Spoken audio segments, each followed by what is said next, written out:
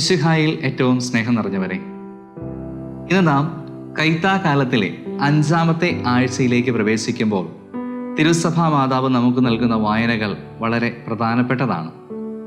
ദൈവവചനങ്ങൾ പാലിച്ച് ദൈവസ്നേഹത്തിലും വിശുദ്ധിയിലും നിലനിൽക്കുവാൻ നമ്മെ ഓർമ്മിപ്പിക്കുകയാണ് ഓരോ വായനയും. 1-ാമത്തെ വായന ലേവ്യരുടെ പുസ്തകം 23-ാം അധ്യായം 33 മുതൽ 44 വരെയാണ്. കൂടാരത്തിരുന്നാൾ ആഘോഷിക്കേണ്ടത് എങ്ങനെയാണ് എന്ന് മോശ വഴി ദൈവം ഇസ്രായേൽ ജനത്തെ ഓർമ്മിപ്പിക്കുകയും നിർദ്ദേശങ്ങൾ നൽകുകയും ചെയ്യുന്നു. 2-ാമത്തെ വായന ഏശയ്യാ പ്രവാചകന്റെ പുസ്തകത്തിൽ നിന്നുള്ളതാണ്. 28-ാം അധ്യായം 14 മുതൽ 22 വരെയുള്ള വാക്യങ്ങൾ. ദൈവത്തിൻ്റെ വചനമനുസരിച്ച് ജീവിക്കുവാൻ പുരോഹിതന്മാർക്കും പ്രവാചകന്മാർക്കും ദൈവം താക്കീത് നൽകുകയാണ്. ഇവിടെ ദൈവവചനത്തിന് വില കൽപ്പിക്കാതെ ജീവിച്ചാൽ അവരുടെ ജീവിത ബന്ധനങ്ങൾ കഠിനമാകുമെന്ന് ദൈവം അവരെ ഓർമ്മിപ്പിക്കുന്നു. വിശുദ്ധ പൗലോസ്ലിഹ കൊറിന്തോസുകാർക്ക് എഴുതിയ 2-ാം ലേഖനം 12-ാം അധ്യായം 14 മുതൽ 21 വരെയുള്ള വാക്യങ്ങളിൽ നിന്നാണ് ഇന്നത്തെ ലേഖന ഭാഗം. കൊറിന്തോസിലെ സഭയെക്കുറിച്ചുള്ള ആകുലത പങ്കുവയ്ക്കുകയാണ് പൗലോസ്ലിഹ ലേഖന ഭാഗത്തിൽ. തങ്ങളുടെ അശുദ്ധിയെക്കുറിച്ചും വിഷയാസക്തിയെക്കുറിച്ചും പശ്ചാത്തപിക്കാത്ത ജനത്തെക്കുറിച്ചുള്ള ആകുലതയാണ് പൗലോസ്ലിഹ ലേഖന ഭാഗത്തിൽ പങ്കുവയ്ക്കുന്നത്. വിശുദ്ധ ലൂക്കായുടെ സുവിശേഷം 16-ാം അധ്യായം 19 മുതൽ 31 വരെയുള്ള വാക്യങ്ങളിൽ നിന്നാണ് ഇന്നത്തെ സുവിശേഷം. നമുക്ക് വളരെ സുപരിചിതമായ ധനവാന്റെയും ലാസറിന്റെയും ഉപമയാണ് സുവിശേഷ ഭാഗം. നമ്മെ എപ്പോഴും ചിന്തിപ്പിക്കുന്ന ഒരു കാര്യം ഇതാണ്: എന്തുകൊണ്ടാണ് ധനവാന് സ്വർഗം നഷ്ടപ്പെട്ടത്? പ്രത്യക്ഷത്തിൽ ധനവാൻ ലാസറിനോട് മോശമായി പെരുമാറുന്നത് നാം കാണുന്നില്ല. പക്ഷേ അദ്ദേഹത്തിനോട് വേണ്ട വിധം കരുണ കാണിക്കാത്തത് കൊണ്ടാണ് സ്വർഗരാജ്യം നഷ്ടമായത് എന്ന് തോന്നാമെങ്കിലും ഈ സുവിശേഷ ഭാഗം അല്പം കൂടി ആഴത്തിൽ പഴയ നിയമ പശ്ചാത്തലത്തിൽ ധ്യാനിക്കുമ്പോൾ ഒരു കാര്യം മനസ്സിലാകും.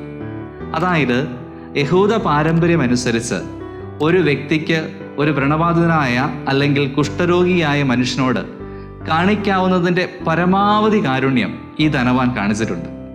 കാരണം ഒരു കുഷ്ഠരോഗിയായ ഒരാൾ അടുത്ത് പോലും വരുന്നത് നിഷിദ്ധമായിരുന്ന ഒരു കാലത്ത് മഴയും വെയിലും കൊള്ളാതെ സ്വന്തം വീടിൻ്റെ പടിവാതിക്കൽ കിടക്കാൻ ലാസറിനെ അനുവദിച്ച മനുഷ്യൻ. ഒരുപക്ഷെ ലാസറിന് അവിടെ കിടക്കാൻ സ്ഥലം കൊടുത്തതുകൊണ്ട് ധനവാന്റെ കൂട്ടുകാരും വീട്ടുകാരും അദ്ദേഹത്തോടുള്ള സമീപനം പോലും മാറ്റിയിട്ടുണ്ടാവും. എന്നിട്ടും എന്തേ അദ്ദേഹത്തിന് സ്വർഗരാജ്യം നിഷേധിക്കപ്പെട്ടു?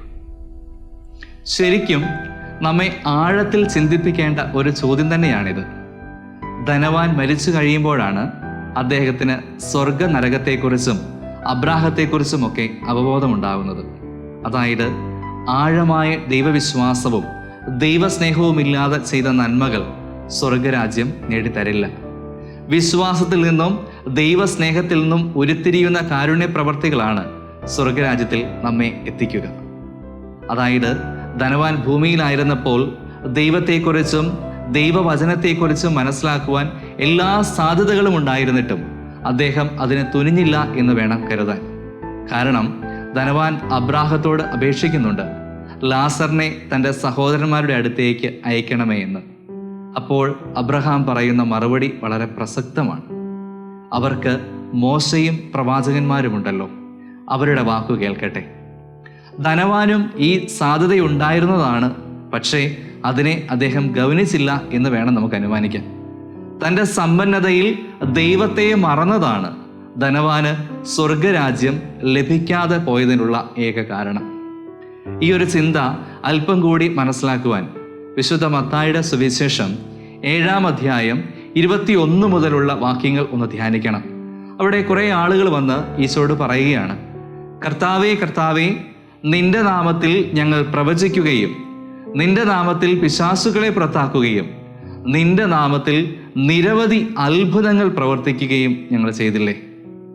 അപ്പോൾ ഈശോ പറയുന്ന മറുപടി പ്രകാരമാണ്, നിങ്ങളെ ഞാൻ ഒരിക്കലും അറിഞ്ഞിട്ടില്ല. അനീതി പ്രവർത്തിക്കുന്നവരെ എന്നിൽ നിന്ന് അകന്നു പോകുവിൻ.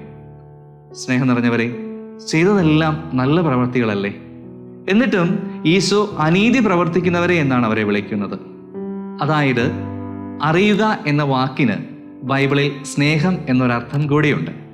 അതുപോലെ അനീതി എന്താണ്? വിശുദ്ധ ഗ്രന്ഥത്തിൻ്റെ അടിസ്ഥാനത്തിൽ ദൈവസ്നേഹത്തിൽ നിന്ന് ഉരുത്തിരിയാത്ത പ്രവർത്തികളെല്ലാം അനീതിയാണ്.